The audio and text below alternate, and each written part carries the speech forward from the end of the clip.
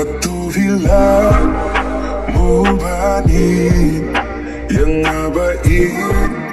tang shisul yapiban ya hajingin bait ngamla mundur yang api ai kajingken jing sungen sin kakun shadang yapiban do najingin kando ngada shakti hanapilan kumau koridor na yai don kam it barabor na ublay ngapan bat yai duay hilang jonga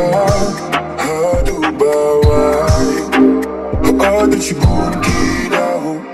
yabi banganin na benjong kibabun tang yapinajin lawi kabala shahi titihan na tuay jingin badum jongai piwan rajin shahi hatuvila mubanin yang abait tang shisul yapiban yo hajin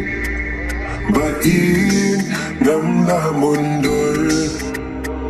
hatulak mo'y marinding na nga tashisulin na nga jingang bitaba dayong iba nila nukwak sila nagwala pa nuam kang kipayla kimakordol na nga siyondol hangaam kang ditang kaagol yate na na hari tano lapinit na nga tang sisor nukwak ka